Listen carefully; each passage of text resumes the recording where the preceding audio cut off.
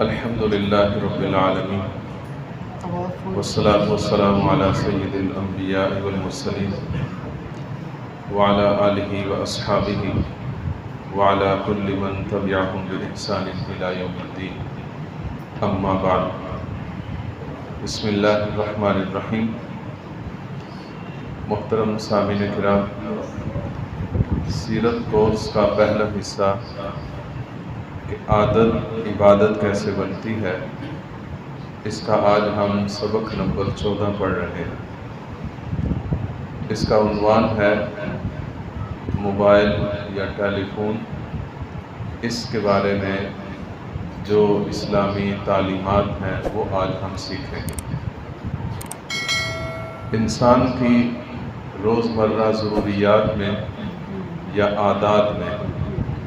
ایک عادت ہے کہ وہ دوسروں سے رابطہ کرتا ہے، دوسروں سے ملاقات کرتا ہے۔ تو یہ جو رابطہ کرنا، ملاقات کرنا، یہ ایک انسانی عادات میں سے ایک عادت ہے۔ اس کو اگر ہم صرف اپنی ایک عادت اور ضرورت کے تحت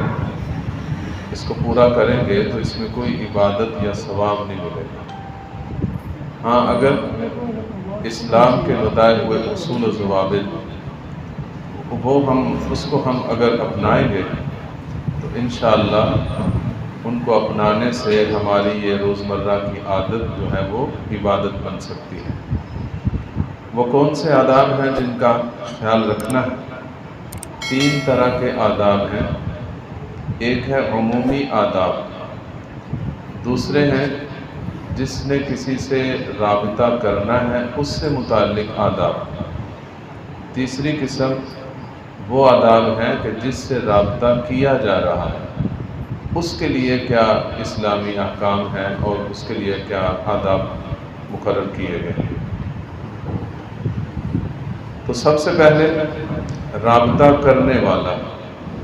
جس نے کال کرنی ہے، کسی سے رابطہ کرنا ہے، اس کے لیے یہ ادب ہے کہ سب سے پہلے رابطہ ہوتے ہی مسلمان کو سلام کرے۔ نبی اکرم صلی اللہ علیہ وسلم کا ارشاد ہے، ترمذی شریف کی روایت ہے، قال النبی صلی اللہ علیہ وسلم السلام قبل الکلام۔ کسی سے بھی بات کرنی ہے تو اس سے پہلے اس کو سلام کہنا ہے۔ تو اس لیے یہ جو رابطہ ہوتا ہے بات کرنے کے لیے، تو باتوں سے سب سے پہلے سلام کہنا ہے۔ دوسری بات یہ ہے کہ اگر کسی کے پاس آپ کا نمبر سیو نہیں ہے یا آپ کو وہ پہلے سے جانتا نہیں، آواز پہچانتا نہیں، تو پھر اپنی پہچان پہلے کروا دینا کہ میں فلاں ہوں اور میں اس مقصد کے لیے آپ سے بات کرنا چاہتا ہوں، تاکہ اس آدمی کو آگے بات کرنے میں، سننے میں کسی قسم کا تردد نہ ہو کہ پتہ نہیں کون بات کر رہا ہے، کس مقصد کے لیے کر رہا ہے۔ تو اسلام نے ہمیں یہ سکھایا ہے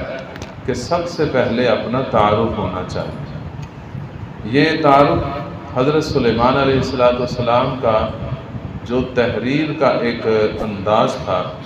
قرآن پاک نے اس کو بیان فرمایا ہے کہ اِنَّهُ مِن سُلَيْمَانَ وَإِنَّهُ بِسْمِ اللَّهِ الرَّحْمَنِ الرَّحِيمِ، کہ انہوں نے جب ملکہ بلقیس کو خط لکھا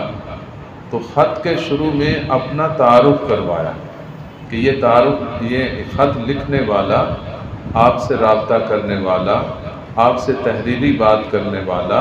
سلیمان ہے۔ اس کے بعد آگے ساری تحریر انہوں نے شروع فرمائی۔ نبی اکرم صلی اللہ علیہ وسلم کا بھی یہ طرز عمل ہے۔ آپ نے جب بھی کوئی خط لکھوایا، کوئی تحریر لکھوائی، تو شروع اپنے تعارف سے کروائی، من محمد رسول اللہ صلی اللہ علیہ وسلم، آگے پھر ساری تحریر ہوتی۔ تو پہلے تعارف کروا لینا چاہیے کہ میں فلاں ہوں اور میں اس مقصد کے لیے آپ سے رابطہ یا بات کرنا چاہتا ہوں۔ تیسرا ادب یہ ہے کہ آدمی کو اس موبائل کے ذریعے سے دوسروں کے لیے تکلیف کا باعث نہیں بننا چاہیے، پریشانی کا باعث نہیں بننا چاہیے۔ کہ ایک آدمی سویا ہوا ہے، رات کا کئی حصہ جو ہے وہ گزر چکا ہے، اس نے آرام کرنا ہے، تو بلا وجہ بیل دے کر بند کر دینا، اس کی نیند خراب ہو، اس کو تکلیف ہو، پریشانی ہو، تو یہ ایک مسلمان کا کام ہے۔ مسلمان کا کام یہ ہے کہ وہ دوسروں کے لیے راحت کا سبب بنے، تکلیف کا سبب نہ بنے۔ نبی اکرم صلی اللہ علیہ وسلم کی مشہور حدیث ہے بخاری شریف میں، المسلم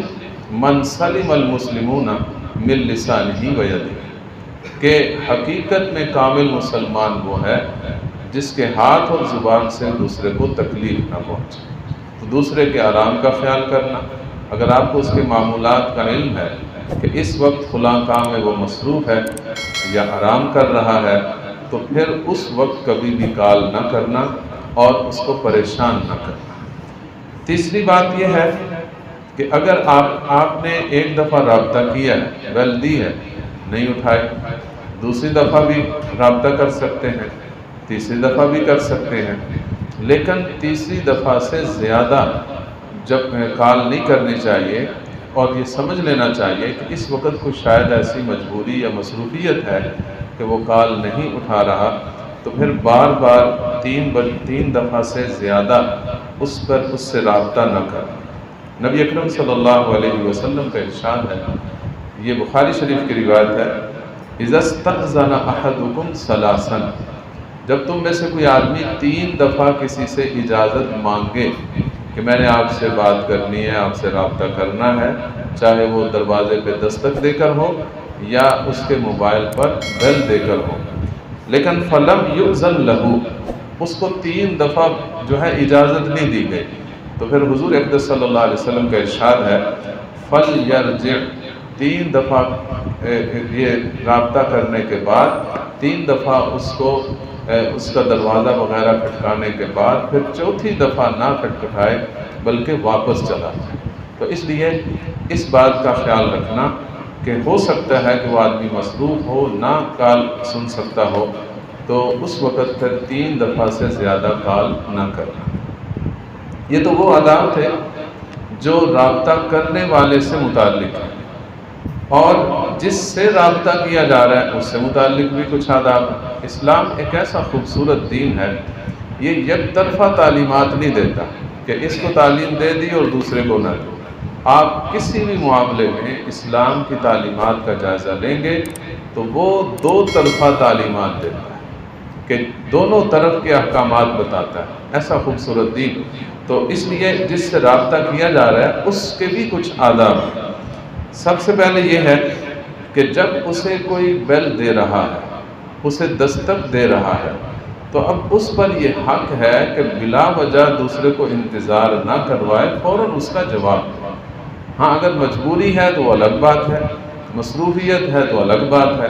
لیکن فارغ ہے، بات کر سکتا ہے، تو پھر بیل ہوتی جا رہی ہے اور وہ اگنور کرتا جا رہا ہے، اسلام اس کی اجازت نہیں دیتا۔ آدمی کو فوراً جواب دینا چاہیے، کیونکہ اس سے بھی دوسرے کے لیے پریشانی ہوتی ہے، اور پریشان کرنا تو ایک مسلمان کا کام نہیں۔ دوسری بات یہ ہے کہ اگر ایک مرد سے رابطہ کر رہا ہے، اور جیسا کہ مثال کے طور پر گھر میں موبائل فون پڑا ہے اور خود جس کا موبائل ہے وہ کہیں مصروف ہے، وہاں موجود نہیں ہے، تو پھر گھر کی ایک غیر محرم عورت جو رابطہ کرنے والا ہے اس کو بلا اشد ضرورت جو ہے اس کا جواب نہ دے، کیونکہ بلا وجہ ایک نامحرم سے رابطہ کرنا، بات کرنا، یہ شریعت میں پسندیدہ نہیں ہے۔ اس کے بڑی حکمتیں بھی بیان فرمائی گئی ہیں۔ سورۃ الاحزاب میں ارشاد ہے کہ فَلَا تَخْضَعْنَ بِالْقَوْلِ، کہ اپنی بات میں نرمی پیدا نہ کرنا، نرم لہجے میں بات نہ کرنا۔ کیوں؟ اس کا نقصان یہ ہوگا کہ فَيَطْمَعَ الَّذِي فِي قَلْبِهِ مَرَضٌ، کہ جس کے دل میں بیماری ہے وہ پھر طمع کرنے لگ جائے گا، وہ ہو سکتا ہے بات بڑھانا شروع کر دے اور ایک ناجائز کام کی طرف یہ کال جو ہے وہ سبب بن جائے۔ تو اس لیے بلا اشد ضرورت جو ہے مرد کی کال پر جو اجنبی ہے اس پر عورت کو جواب نہیں دینا چاہیے۔ تیسرا ادب یہ ہے کہ جب آپ کا رابطہ ہو گیا ہے، بیل آئی، آپ نے اٹھا لی، تو اب رابطہ ہوتے ہی سب سے پہلے اگر آپ کا پہلے سے اس آدمی سے تعارف نہیں ہے تو تعارف پوچھ لیا جائے کہ آپ اپنا تعارف کروائیں، آپ کون ہیں اور کس مقصد کے لیے کال کر رہے ہیں۔ یہ نبی اکرم صلی اللہ علیہ وسلم کے اس عمل سے یہ ادب ماخوذ ہے کہ حضور اقدس صلی اللہ علیہ وسلم کا جب بھی کسی نے دروازہ کھٹکھٹایا تو آپ نے سب سے پہلے پوچھا کہ من انتا، آپ کون ہیں؟ تو معلوم ہوا کہ پہلے تعارف ہونا چاہیے، اس کے بعد پھر اگلی باتیں ہونی چاہیے۔ تو یہ نبی اکرم صلی اللہ علیہ وسلم کی اس حدیث سے یہ ادب ماخوذ ہے۔ یہ وہ آداب ہیں کہ جو اس آدمی سے متعلق ہے جس سے رابطہ کیا جا رہا ہے۔ اور تیسرے قسم کے آداب جو عمومی ہیں، ان میں سے پہلا یہ ہے کہ بلا ضرورت لمبی باتیں کرنا جن کا کوئی مقصد نہ ہو، فضول باتیں، نہ دنیاوی طور پہ کوئی اس کا فائدہ ہے نہ اخروی طور پر اس کا کوئی فائدہ ہے، تو ایسی لمبی باتیں کر کے اپنا وقت برباد کرنا، دوسرے کا وقت برباد کرنا، یہ کوئی پسندیدہ عمل نہیں ہے۔ اللہ تعالیٰ نے اہل ایمان اور اپنے مخصوص وہ بندے جو اللہ کے بڑے محبوب ہیں ان کی تعریف فرماتے ہوئے یہ فرمایا کہ والذین ہم عن اللغو معرضون، کہ میرے جو محبوب بندے ہیں ان کی یہ صفت ہے کہ وہ فضول کاموں سے اعراض کرتے ہیں، اس میں دلچسپی نہیں لیتے۔ دوسرا عمومی ادب یہ ہے کہ آپ کے موبائل پر کوئی موسیقی وغیرہ کی، گانے وغیرہ کی بیل نہیں ہونی چاہیے، اور یہ ویسے بھی گناہ بھی ہے، اور دوسرے کے لیے بعض اوقات جب کال کی جاتی ہے تو اس وقت بیل کے اندر ایک گانا لگا دیا جاتا ہے، اور وہ بھی منع ہے کہ جب تک آدمی رابطہ کر رہا ہے بلا وجہ اور بلا ضرورت بغیر ارادے کے اسے گانا سننا پڑ رہا ہے، تو گانا سننا تو اتنا گناہ ہے کہ جو آدمی گانے کا عادی ہے، حدیث پاک میں آتا ہے کہ وہ اس آدمی کے کان میں قیامت کے دن سیسا پگھلا کر ڈالا جائے، اور اس کے کانوں میں جو تکلیف ہوگی اس وقت اسے احساس ہوگا۔ تو موسیقی والی جو ہے یہ گھنٹی نہیں ہونی چاہیے، اور نبی اکرم صلی اللہ علیہ وسلم کا ارشاد بھی ہے الغناء ينبت النفاق في القلب كما ينبت الماء الزرع، کہ یہ گانا دلوں میں منافقت ایسے پیدا کرتا ہے جیسے پانی کھیتی کو پیدا کرتا ہے، تو اس سے دل میں منافقت جو ہے وہ بڑھتی ہے،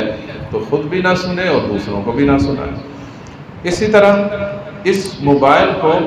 اللہ جل شانہ کی اطاعت میں استعمال کرنا، یعنی جو ناجائز چیزیں ہیں جیسے کوئی نامحرم کی تصویریں ہیں یا ویڈیو ہیں یا کوئی اور ایسے گانے وغیرہ ہیں، ایسے ان کاموں میں اس کو استعمال نہ کریں، کیونکہ اللہ تعالیٰ کا ارشاد ہے کہ ان السمع والبصر والفؤاد کل اولئک کان عنہ مسئولا، کہ یہ آپ کی آنکھ ہو یا آپ کا کان ہے یا آپ کا دل ہے، ان میں سے ہر ایک کے بارے میں اللہ نے پوچھنا ہے کہ یہ کہاں استعمال کیا۔ تو اس لیے اس موبائل کو گناہ کا ذریعہ نہ بنائے، معصیت کا ذریعہ نہ بنائے، بلکہ اللہ کی اطاعت اور فرما برداری کا ذریعہ بنائے۔ اسی طرح یہ بھی ادب ہے کہ دوسروں کو تکلیف نہ پہنچائے، یعنی اس موبائل کو تکلیف کا ذریعہ نہ بنائے بلکہ اپنے اور دوسروں کے لیے راحت کا ذریعہ بنائے، یعنی اتنی اونچی بیل لگا لینا کہ لوگ آرام کر رہے ہیں اور اس کی بیل بجے تو سب کی نیند خراب ہو، ایسے بھی نہ ہو۔ اور اسی طرح اگر کوئی کال آئی ہے، دوسرے لوگ آرام کر رہے ہیں، یہ اونچی ان سے باتیں کر رہے ہیں، ایسے بھی نہ ہو، کیونکہ یہ تکلیف کا باعث بنتا ہے۔ اسی طرح زور سے بات کرنا تو ویسے بھی اللہ تعالیٰ کو پسند نہیں۔ حضرت لقمان علیہ السلام کی جو اپنے بیٹے کو نصیحتیں کی تھیں ان میں سے ایک نصیحت یہ تھی کہ وَغْضُضْ صَوْتَكَ، کہ تم اپنی آواز کو پست رکھ، إِنَّ أَنْكَرَ الْأَصْوَاتِ لَصَوْتُ الْحَمِيرِ، جتنی بھی آوازیں ہیں ان میں سب سے ناپسندیدہ آواز گدھے کی ہے جو بہت اونچی آواز نکالتا ہے۔ اسی طرح مسجد میں جیسے کہ عام طور پر لکھا بھی ہوتا ہے، تو مسجد میں آتے ہی کوشش یہ کرنی چاہیے کہ یا تو آواز پست کر دے اپنی بیل کی یا اس کو ویبریٹ پہ لگا دے یا اسی طرح کوئی اور ذریعے سے اس کی آواز کو بند کر دے، تاکہ مسجد کے ماحول میں جو لوگ نماز پڑھ رہے ہیں، ذکر کر رہے ہیں، ان کے اس عبادت کے کاموں میں خلل نہ ہو۔ اسی طرح اگر دو آدمی بات کر رہے ہیں، یعنی کال کرنے والا اور کال سننے والا، وہ آپس میں بات کر رہے ہیں، تو تیسرا آدمی آ کر کان لگا کر اس کی باتیں نہ سنیں۔ ایسا سننا،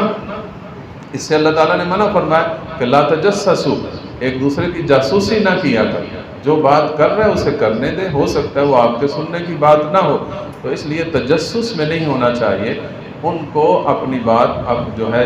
جیسے بھی کر رہے ہیں ان کو کرنے دینی چاہیے، تیسرا آدمی کان لگا کر نہ سنے۔ اسی طرح اس موبائل کو یا فون کو وقت کے ضیاع کا سبب نہ بنایا جائے۔ نبی اکرم صلی اللہ علیہ وسلم کا ارشاد ہے کہ نعمتان مغبون فیہما کثیر من الناس، دو نعمتیں ایسے ہیں ان میں اکثر لوگ جو ہیں وہ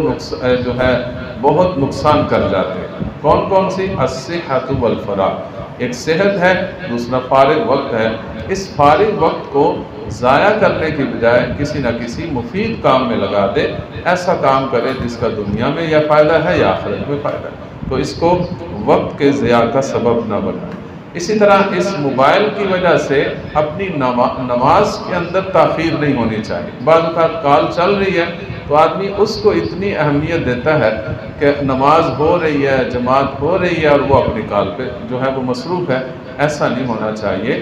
یہ موبائل جو ہے اللہ تعالیٰ کے ذکر سے غفلت کا باعث نہیں بننا چاہیے۔ تو یہ وہ باتیں ہیں۔ اسی طرح موبائل کے اندر غیبت ہے، جھوٹ ہے، چغلی ہے، اس سے بھی اجتناب کرنا چاہیے۔ اگر ہم ان سارے آداب کا خیال کر کے اس موبائل کو استعمال کریں گے، جو روزمرہ کی عادتوں میں سے ایک عادت ہے، تو انشاءاللہ یہ ہماری عادت نہیں رہے گی بلکہ عبادت بن جائے گی۔ اللہ تعالیٰ ہم سب کو عمل کی توفیق عطا فرمائے۔